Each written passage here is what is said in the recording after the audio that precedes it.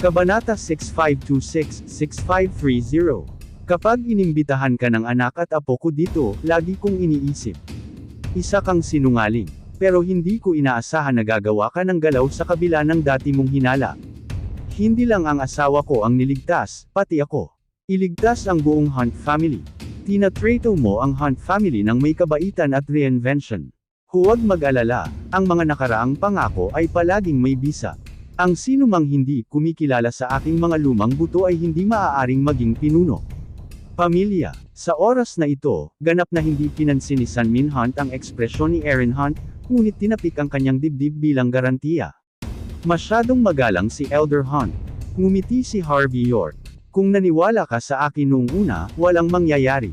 Siyempre, kung walang ganoong mga salita, hindi ito magpapakita kung ang aking mga salita ay totoo. Hoy, kung naniwala ako kay Kuya York noon, hindi ako gagawa ng ganyang gulo. Lahat ng ito ay dahil sa dati kong pangitain. Lubos na sinisi ni Sun-Min Hunt ang kanyang sarili. Pagkatapos noon, tiningnan niya ng malalim si Erin Hunt at sinabing, sa hinaharap, ipaubaya mo kay Lord York ang lahat ng problemang ito. Kahit anong halaga sa labas, doble ang babayaran namin. Ngumiti si Harvey York at sinabing, huwag kang masyadong magalang, sir. Manghuli. Sa totoo lang, hindi ako kapos sa pera. At, kumpara sa pagpapasalamat sa akin ngayon, mayroon ka bang mas mahahalagang bagay na dapat harapin? Nang marinig ang mga salita ni Harvey York, nagkatinginan sina Sun-Min Hunt at Erin Hunt. Sa susunod na sandali, lumabas si Erin Hunt at sinipa si Liu Tiang ang ilang metro ang layo. Matanda, bobo at walang kakayahan na lalaki, pumupunta pa rin siya. Ang aming Hunt family ay gustong manghuli. Ikaw Qin Chanjian, parang ayaw mo ng magulo. Hindi ako nambobola. Matigas na nagsalita si Liu Tiangang sa oras na ito. Ginawa ko ang lahat para sa iyo Hunt family. Kaya lang hindi ako malakas, hindi ito isang krimen sa digmaan. Ngumisi si Erin Hunt at sinabing, ano ang silbi ng pagtahol sa panahong ito? Halika rito, hilahin palabas si Liu Tiangang, baliin ang kanyang mga binti at itapon siya. Sa parehong oras, hayaan si Qin Tierijan na magbigay sa amin ng paliwanag. Pamilya ng Hunt, kapag hindi nila ibigay, kami mismong Hunt family ang hihingi. Oo, ilang pamangkin ng Hunt family ang sumugod, galit na papawiin si Liu Tiangang. Kumikislap ang mga mata ni Liu Tiangang, ngunit hindi na siya kumikibo pa, ngunit nagpakita ng malungkot na ekspresyon sa kanyang mukha. Teka, sa sandaling ito, si Harvey York, na nanonood ng may singkit na mga mata, ay biglang nagsalita. Saglit na natigilan si Erin Hunt at ang iba pa, ikanaway ang kanilang mga kamay, at sinenyasan ang pamangkin ng Hunt family na huminto, pagkatapos ay tumingin kay Harvey York na may nalilitong ekspresyon at sinabing, Master York. You don't want to call this bluff, Nay. Masaya rin ang mukha ni Liu Tiangang nang marinig niya ang mga salitang iyon. Magtapat, bahagyang ngumiti si Harvey York. Masyado kayong mag-isip. Bago ako dumating sa Hunt family, mga tao mula sa Qin. Pumunta lang si Chanjian sa bakuran ko para umatake. Ang swerte ko rin na marami akong master sa paligid ko. Kung hindi, naging bangkay na sana ako bago pumunta sa Hunt family. Nang marinig ito, ang lahat sa Hunt family ay natigilan saglit, nakatingin kay Liu Tiangang na may di paniniwala sa kanilang mga mata, halatang hindi sila naniniwala na ang matandang ito ay talagang may napakalupit na pananaw. Mayroon akong nang abala sa iyong Lu Talangang na nagngangalit ang kanyang mga ngipin sa oras na ito. Pero ano, mapapatay mo pa si Mel? Wuling ay isang lipunan ng pamahalaan. Mahirap bang patayin ka? Bahagyang nagsalita si Harvey York. Para patayin ka, hindi ko kailangan gawin ang sarili ko, okay? Pero bago iyon, gusto kong itanong, sino ka? Ano ang layunin ng pagtatatag ng bureau na ito para sa Hunt family? Ang pakikinig sa mga salitang ito, ang mga ekspresyon ng Sun-Min Hunt at Erin Hunt ay bahagyang nagulat, at ang kanilang mga mata ay naging napakalalim sa isang instant. Si Harvey York ay naglalakad gamit ang kanyang mga kamay sa likuran, at gaanong sinabi, Feng Shui Bureau. Pagbabago ng isda at dragon sa palasyo kung saan matatagpuan ang Hunt family. Ang sinumang nakakaintindi sa Feng Shui ay maaaring makita ng isang sulyap na ito ay isang paraan ng kaligtasan. Panipid, ngunit sinusubukan mong lumikha ng ilang uri ng Feng Shui Bureau. Panipi, mabuti kung talagang ginawa mo iyon, ngunit kinuha mo pa rin ang 2 leon na bato na pinipilit ang lugar na ito. Panipi, dahil ginulo mo ito tulad nito, ang mga tao mula sa ang pamilyang Hunt, na orihinal na napapaligiran ng swerte ni Feng Shui, agad na hindi maiintindihan mula sa mga ordinaryong tao. Panipi, kasabay nito, sinumpa ang old lady. Panipi, nagpakita ka muli sa isang kritikal na sandali.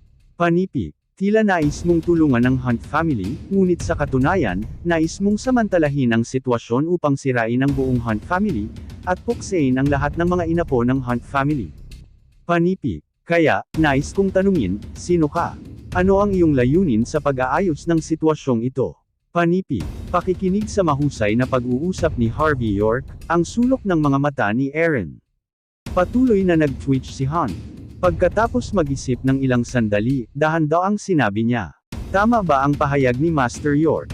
Panipi, malinaw na sinabi ni Harvey York, bakit ako dapat nagsinungaling sa iyo? Panipi, nang makita ang mahinahon na ekspresyon ni Harvey York, naging matalim ang mga mata ni Sunmin Hunt at Aaron Hunt. Ang mga pang-itaas na klase ng mga mayayamang pamilya na ito ang pinakasensitibo sa ganitong uri. Ito, noong nakaraan, ito ay dahil lamang sa mga pagkabahala na nagdulot ng kaguluhan, at ang mga problema ni Liu Tiangang ay hindi nakikita.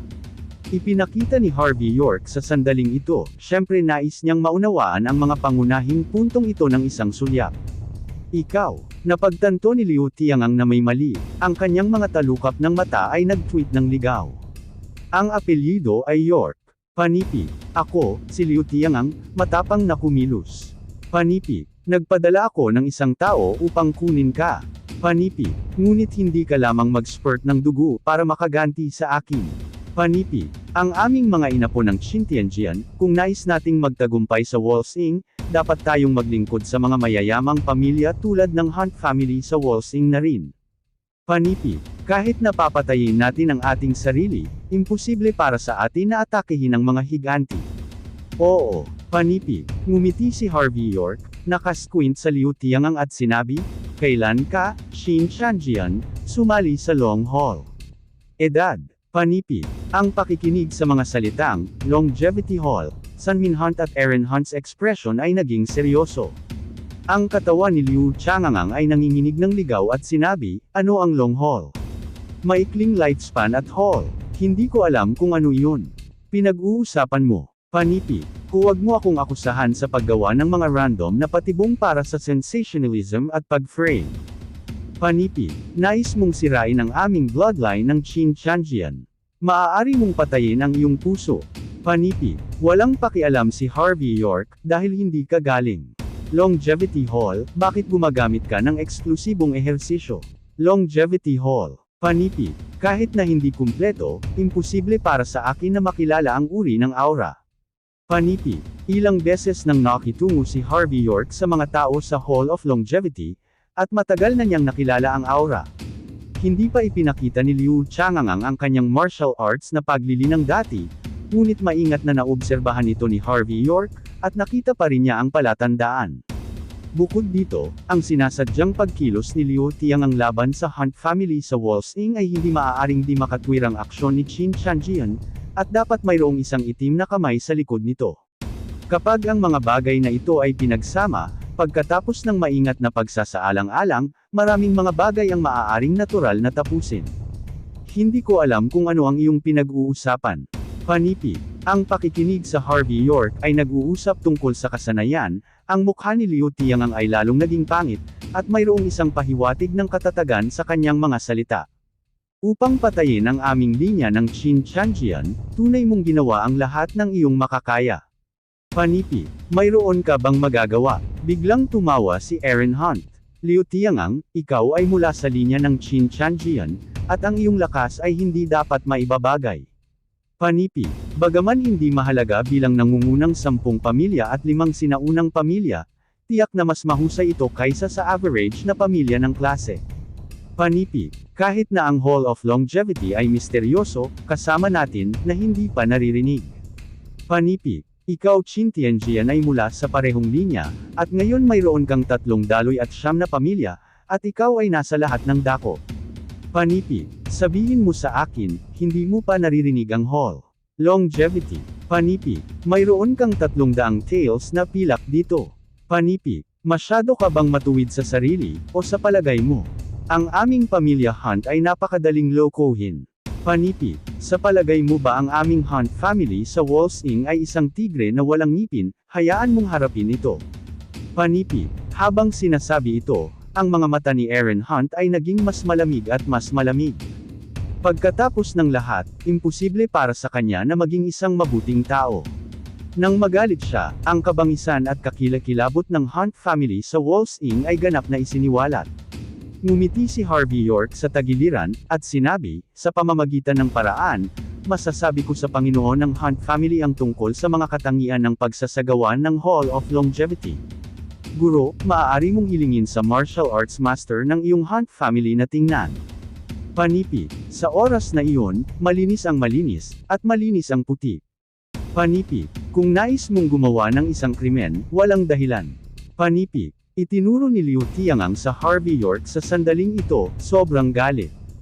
Pagkatapos nito, sumulyap siya sa Aaron Hunt at sinabi, Master Hunt, kasalanan ko ito sa aking kawalan ng lakas. Panipi, ngunit sinisiraan mo ako ng ganito, maipakita ko lamang ang aking ambisyon sa pamamagitan ng kamatayan. Panipi, kahit na ako, si Liu Tiangang, ay namatay, hindi ko kailanman aaminin na Qin. Ang aming Tianjian ay gumawa ng ganoong bagay. Panipi, habang nagsasalita, itinaas ni Liu Tiangang ang kanyang kamay at malapit ng sampilan ng kanyang noo ng isang palad. Crack! Bago siya makasample ng isang palad, narinig niya ang tunog ng mga buto ng pagsira. Nakita ko si Sun Min Hunt, na hindi pa nagsasalita sa lahat ng oras, iniunat ang kanyang kamay sa sandaling ito, at direktang hinawakan ang kanang kamay ni Liu Tiangang, at pinintasan ito ng basta-basta, direktang sinira ang kanang kamay ni Liu Tiangang. Pagkatapos nito, kinuha ni Sun Min Hunt ang kwelyo ni Liu Tiangang sa kanyang kaliwang kamay, at sinabi ng walang pakialam, sabi ko, maaari ka bang mamatay? Panipi, Master York, ang matanda ay nakatanim din sa Mount Shaoxi ng maraming taon. Panipi, malinaw ako tungkol sa mga katangian ng pagsasanay ng pangkat ng dagasa. Longevity Hall. Panipi, makikita ko para sa aking sarili. Panipi, nang makita ang eksenang ito, ngumiti si Harvey York at walang sinabi. Hindi pa niya nakita ang lakas ni Sun Min Hunt, ngunit kapag lumipat ang isang dalubhasa, malalaman niya kung nariyan ito. Masasabi lamang na ang 5 sinaunang lipi ay tunay na may malalim na pinagmulan. Ang lakas ng Sun Min Hunt ay mas hindi mababawas. Hindi katakataka na ang Hunt family sa Walls Inn ay maaaring mahigpit na ranggo muna sa 5 sinaunang pamilya. Mula sa lakas ng Sun Min Hunt, maaari rin nating makita ang ilang mga pahiwatig. Elder Hunt, mali ka. Panipi, nanginginig si Liu Tiangang sa oras na ito. Maraming taon na kaming nakilala, at naglingkod ako sa pamilya Hunt para sa mga taon. Panipi, ikaw ang aking mga magulang sa pagkain at damit, paano ko magagawa ang mga itim na kamay sa iyo? Panipi, kailangan mong paniwalaan ako. Panipi, walang sinabi si Sun Min Hunt, ang kanyang panloob na paghinga ay lumubog sa pagitan ng kanyang mga palad. Ano ang sigaw ni Liu Tiangang? Hindi ko talaga alam ang martial arts, hindi ko alam kung paano. Panipi, hayaan mo akong umalis, pakisabi sa akin. Panipi, sa sandaling ito, sumigaw si Liu Tiangang at humingi ng awa na halos lumiligid at gumapang, ang buong tao ay mukhang napahiya, na parang hindi niya alam ang sining. Pagtatanggol sa sarili. Gayunpaman, sa sandaling ang mga mata ni Sun Min Hunt ay nakaka-relax at malapit na siyang magtanong, biglang pinakawalan ni Liu Tiangang ang kanyang kanang braso na may isang ikli, at pagkatapos ay ang kanyang kaliwang daliri ay lumamig ng malamig, na nagwawalis patungo sa lalamunan ni Sun Min Hunt. Ang paglipat na ito ay biglang dumating at kakaiba. Isang simpleng paggalaw, na may ilang mabilis at tumpak na paghinga. Malinaw, ang isang shot na tulad nito ay may kaunting isang walang nararamdaman dito. Hindi lamang sila ay hindi handa na mag-iwan ng puwang para sa iba, ngunit hindi rin sila handa na mag-iwan ng puwang para sa kanilang sarili. Sa madaling sabi, namatay ka, o namatay ako. Nakakalungkot na kahit na maraming kalkulasyon si Liu Tiangang, ang kanyang bilis ay hindi pa rin sapat na mabilis, at ang kanyang lakas ay hindi pa rin sapat. Kapag ang kanyang paglipat ay malapit ng tumama sa lalamunan ni Sun Minhont, madaling hinawakan ni Sun Minhont ang kanyang kaliwang palso, at pagkatapos ay pinilipit ito muli gamit ang isang i-click ang. Matapos mag-apply ng dalawang galaw, sinipa ni Sun Minhont si Liu Tiangang ng direkta sa lupa. Nang walang kanyang order, dalawang Hunt family masters ang lumabas mula sa karamihan at ganap na pinigilan si Liu Tiangang. At sa oras na ito, Sun Minhont ay may isang mahaba at makitid na kutsilyo sa pagitan ng kanyang mga palad, na nagniningning ng isang malabong asol na ilaw. Reincarnation Knife ng Hall of Longevity. Bumantong hininga si Sun Minhont. Inangkin mo na magkaila na ikaw ay mula sa Hall. Longevity. Panipid. Matapos sabihin ito, umiling-iling si Sun Minhont, ang kanyang ekspresyon ay medyo nalilito. Malinaw, hindi siya naniniwala na ang bloodline ni Qin Shanjian, na pinagkakatiwalaan ng napakaraming mayayamang pamilya sa Wolsing, ay talagang nagmula sa Hall of Longevity. Alam mo, ang Hall of Longevity ay palaging tinukoy bilang isang iligal na samahan sa Great Country Age. Ang apat na haligi at ang Hall of Longevity ay patuloy na nagpupumilit. Bilang isang resulta, ang Wolsing bilang ang kapital ng dakilang bansa H, na kung saan ay dapat na hindi mababawas, ay talagang napasok ng labis sa pamamagitan ng Hall of Longevity. Pag-iisip tungkol dito, ito ay labis na nakakatakot. At si Liu Tiangang ay nasa loob at labas ng malalaking pamilya na mayaman sa loob ng maraming taon. Nangangahulugan ba ito na ang mga lihim ng ilan sa mga mayayamang pamilya sa Wolsing ay matagal nang nakilala sa Hall of Longevity? Liu Tiangang, ang iyong Qin Tianjian bloodline ay maaaring isaalang-alang na isang puwersa ng pamana sa aming mahusay na bansa H, bumantong hininga si Sun Minhont. Sa 3 ektaryang ari-arian na ito sa Wolsing, maaari kang isaalang-alang upang tamasahin ang kaluwalhatian at kayamanan. Panipid. Kahit na ang aming pamilya ay naging isang bulag na mata sa mga masasamang bagay tungkol sa iyong Qin Tianjian bloodline. Panipid. Hindi inaasahan, hindi lamang hindi mo alam kung paano magpasalamat. Ngunit ikaw ay naging isang minion din ng Hall of Longevity. Panipid. Masasabi lamang na ang mga puso ng mga tao ay hindi sapat upang lunukan ang isang elepante. Panipid. Pinag-uusapan ito, tiningnan ni Sun Minhont si Aaron Hunt at sinabi, ang bagay na ito ay kadalasang naglalayong sa dalawang kapatid na sina Ethan at Leonard, at naglalayon din ito sa aming Hunt family. Panipid. Magpadala ng mga tao sa bilangguan ng dragon, at magsulat ng isang ulat tungkol sa nangyari. Panipid. Ang bagay na ito ay wala na sa loob ng pananaw ng aming Hunt family. Panipid. Sa halip, hayaan ang apat na mga haligi na kumilos. Malinaw. Panipid. Tumanggo ng bahagya si Aaron Hunt. Ang bagay na ito ay kasangkot sa Hall of Longevity, na hindi na isang bagay na mahawakan ng pamilya ng Hunt family. Ang ganitong uri ng bagay ay dapat hawakan ng apat na mga haligi. Sa sandaling ito, ang mga talukap ng mata ni Liu Tiangang, at nais niyang putulin ang kanyang sarili, ngunit natagpuan na ang lahat ng kanyang lakas ay tila pinatuyo. Ngayon lang nang basagin ni Sun Minhont ang kanyang kamay, siya rin ang pumutok sa kanya. Sa madaling salita, sa sandaling ito, siya ay tulad ng isang isda sa backboard, kaya maaari lamang niyang tiisin ito. Sa pag-iisip nito, agad na tiningnan ni Sun Minhont si Harvey York, na mahinahon at mahinahon sa sandaling ito, na may hitsura ng puot. Ngumiti si Harvey York sa kanya, at gaanong sinabi, mukhang sinabi ko sa iyong mga tao dati. Panipid. Hindi ko lamang masisira ang iyong Qin Tianjian mark, ngunit sisirain ko rin ang pundasyon ng iyong Qin Tianjian. Panipid. Tayo, huwag ipadala ito. Panipid. Di nagtagal, kinuha si Liu Tiangang. Matapos paalisan ni Aaron Hunt si Rachel Hunt at ang iba pa na umalis, tiningnan niya si Sun Minhont at sinabi sa isang malalim na tinig, Ama, tila hindi nakalimutan ng Hall of Longevity na salakayin ng aming 5 magagaling na masters sa panahon. Ito, panipid. Normal, ang Hall of Longevity ay naghahanap ng mahabang buhay. Panipid. At ang paghingi ng mahabang buhay ay nangangahulugang pagkakaroon ng sapat na kapangyarihan at kayamanan. Panipid. At ang Great Country Age ay may pinakamaraming alamat tungkol sa kahabaan ng buhay at kawalang kamatayan at Buddha mula pa noong unang panahon. Panipid. Ginawa ng Longevity Hall ang lahat ng makakaya nito upang mapanalunan ang dalisay na lupain ng estado. Malaking H, na may katuturan. Panipid. Si Sun Minhont ay nagsalita ng Gon. Kahit na ang Hall of Longevity ay nabigo ng higit sa 10 taon na ang nakakaraan. Panipi, ngunit ngayon na naipon ito sa mga nakaraang taon, normal na kumuha ng isa pang shot. Panipi, ito ay sa mga aralin mula sa nakaraan, karamihan sa mga tao sa ang Longevity Hall ay kikilos sa isang mapagpakumbabang paraan. Ito ay lamang na ang palasyo ng kahabaan ng buhay, na kumikilos sa isang mababang susi na paraan, ay inilaan na maging mas nakakatakot. Panipi, mahigit 10 taon na ang nakalilipas. Panipi, medyo sumimangot si Harvey York, hindi niya talaga alam ang tungkol dito.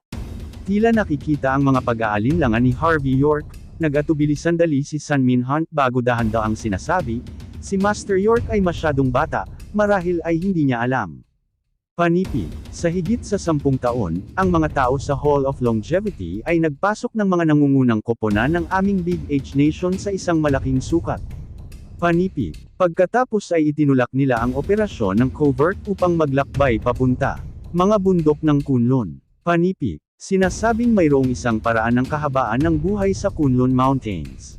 Panipi, para sa bagay na ito, ang nangungunang 10 pamilya sa oras na iyon, ang 5 sinaunang lipi, at ang mga pangunahing pamilya ng martial arts ay kumilos.